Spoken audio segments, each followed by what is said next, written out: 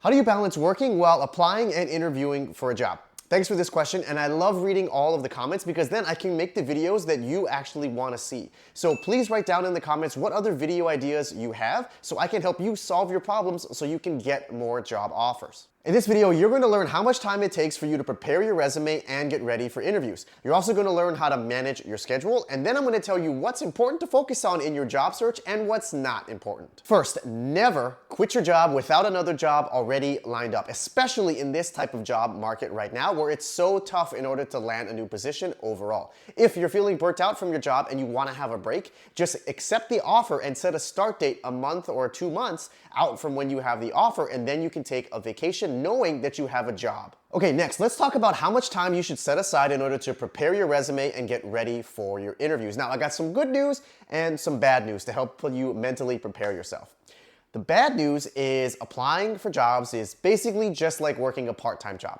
The good news is this part-time job pays really well because normally when you get a new job, you typically see a 20 to 30% pay increase on your base salary and total compensation. So if you're making $100,000 right now, if you get a new job, you're gonna get a $20,000 raise once you get this new job, and you're gonna keep that forever. So first, let's talk about how much time you need to set aside in order to update or make your resume. So if you don't even have a resume at all and you're gonna build one from scratch, it's probably gonna take you around 3 to 5 hours long. But don't worry, we have AI now. So you can use ChatGPT and Google Gemini to help you create your resume from scratch. And I have a whole video that you can watch right here to show you how to use ChatGPT to create this resume. But if you already have a resume and you just need to update it for your job applications, it's probably only going to take you 1 to 2 hours. But if you're thinking about switching careers, you're going to want to double each of these times because you're going to need to create a brand new resume for each type of new job that you're applying to. Now, once you have a good draft of your resume, I think you should start applying to around 20 to 30 jobs and then stop. Do not apply for any more than that because you want to give it about a week or two to see what the response rate is from the market so you can get a good judge if your resume is in a good spot. And you don't want to apply for your dream job or your dream company until you know that your resume is perfect. And you also ideally don't want to do your first interview in a long time with your dream company or your dream job because it may not go well because you'll be rusty. So you ideally want to get some practice interviews with some companies that you don't really care about. So how do you know if your resume is in a good spot? Well, you should expect hopefully around a 10% interview response rate from all of the jobs that you've been applying to if you're applying blindly without any referrals. If you're not getting at least 10% of your interviews back, then it means you need to update your resume. So I would look at the formatting to make sure that it's appropriate and optimized for the ATS, and I would double check all your keywords to making sure that it's matching the job description. You particularly want to focus on the job titles, the years of experience, as well as the particular industries, domains, or products that are going to be relevant for your job. Now, you may remember that I said that you should only apply for about 20 to 30 jobs and then stop for a week or two to see what happens. So what do you do during those 2 weeks? Well, you should be networking. Make sure to set aside around 2 to 3 hours every single week just for networking. This will help you create more job opportunities for yourself and get access to the hidden job market. And by networking, I mean that you should be drafting up LinkedIn messages or emails or reaching out to former bosses and coworkers who really liked working with you, or maybe going through all your different LinkedIn messages in the past and connecting with those recruiters who actually had job opportunities but you weren't interested at the time. You're also going to want to set aside time to do coffee chats and to take people out for lunch to reconnect and rebuild those relationships. And don't be afraid to reach out to recruiting agencies because they may have contract or full-time opportunities. And you can even attend specific networking events in your niche, but I only recommend going to the ones that are hosted by companies because that means they actually have headcount right now and they can hire, and that's why they're even hosting this kind of event. And once you land your first job interview, congratulations, what you need to start doing is stop networking and instead shift all your focus and time towards practicing for this interview. You should set about 2 to 3 hours aside every week in order to help practice and improve your skills. Now, you can spend less time the longer you're doing interviews because as you keep doing interviews at more companies, you're going to realize you're getting the same questions over and over again.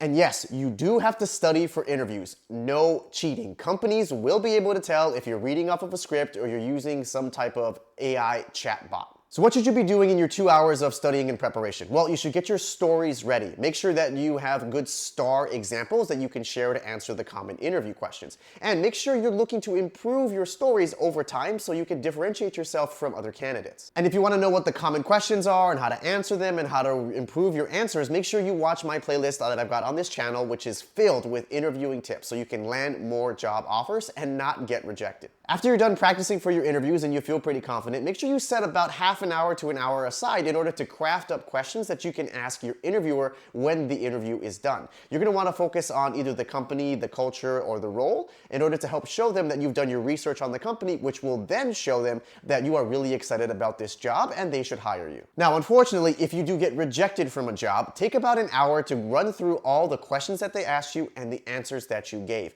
Most companies will not give you specific feedback to tell you why you got rejected, so you should just assume that all of your answers are wrong and you should work to improve them. When you're trying to improve your answers, make sure that they're not too long and not too short. For behavioral questions, you might want to make sure your answer is around 3 to 4 minutes long, and make sure you're doing enough to talk about your skills and how you're solving problems. You want to focus on the why and the how whenever you're answering an interview question. Next, let's talk about how to manage your schedule while you're working and applying for jobs at the same time so you don't burn yourself out. You can either take a few days of vacation to grind everything out all at once, or you can spend about 1 to 2 hours every single week, either after work or on the weekends, focusing on your job search. If you just do a little bit every single day, even if it's just 20 or 30 minutes, it's not going to feel so overwhelming and like a burden if you save it all and cram it in at once. Now, if you really hate your current job and you're looking right now because you want to get out of there, then I would say you could do even more than 2 to 3 hours a week on your job preparation. Just do less at your job. And don't worry, as someone who works in HR, I can tell you, they will not catch on that you are underperforming for at least 1 to 2 months. Plus, if you hate this job, why would you want to burn yourself out and kill yourself for a job that you hate? And if you really are worried about underperforming or getting fired, then think about ways to save time outside of work to help you save time so you can work on your job search. So maybe you get a babysitter, or maybe you start to DoorDash or eat out instead of cook every single night. Remember, you're going to get a 20% raise when you get this job, so you'll make back the money that you're spending on a babysitter or eating out if you want to save time and invest that towards getting a new job. All right, now let me tell you what is important that you should actually be focusing on during your job search and what's a waste of time that is actually going to be distracting you away from getting to your goal. But make sure you click subscribe to this YouTube channel because I post free weekly content every single week to help you advance and shake up your career. The first thing to keep in mind is that your resume does not need to be perfect. So you don't need to spend 10 or 20 hours perfecting your resume.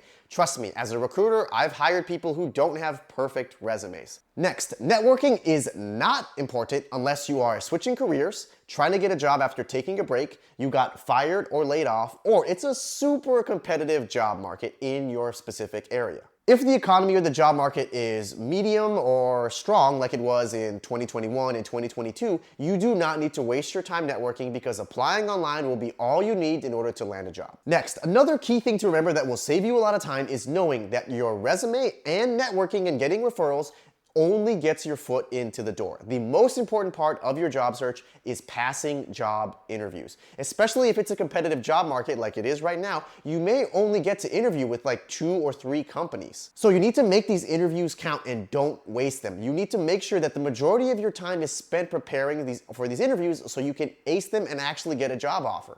Next, every 2 weeks, you should take a step back and analyze where your roadblocks are in your job search. This will help you better focus your time and make sure you're not wasting it on activities that aren't helping you achieve your goal. So if you're not getting enough interviews, then you should be focusing on your resume. If you are getting interviews, then don't even worry about the resume anymore and start focusing on those. When you're scheduling your interviews, only do 1 or 2 interviews a week. That way you don't burn yourself out while working your regular job. And most importantly, by spreading out your interviews over different weeks, it'll give you time to improve your answers. You should never tell the same story or answer the same question the same way every single time. Your answer should be getting at least 5% better every time you tell it. Now, the next important thing to know is when should you pay and invest to get a career coach to help you with your interviews or your resume? There are 2 situations in which it is worth it in order to pay for a career coach and get some outside help. Number 1 is if this is your dream job at your dream company, because you typically only get 1 shot when you're applying there.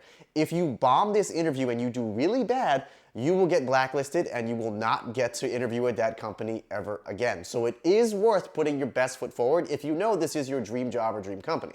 The second time it's worth it to actually pay for a career coach is if your job search has been going for 1 month and you're not making any progress. Yes, you can use free resources like ChatGPT, Google Gemini, and even these YouTube videos, but it can only get you so far because each of you have different particular situations, backgrounds, and job searches. And most of us make general career advice like these videos. And so that's where getting an individual coach to help you with your specific scenario is actually worth the money. And if you wait too long and you apply for like 500 jobs, for example, with your bad resume, even if you were to get help later on, you've already applied for all of these jobs and companies that have blacklisted you because you had a bad resume. So you've now eliminated yourself from 500 companies that you aren't going to be able to interview at anymore. So by getting help, it may be too late. So that is how you can balance your regular job while applying for a new job without burning yourself out. But put in the comments, how do you guys balance your time while doing your job search? And thank you all for watching, and don't be afraid to shake things up and get a new job.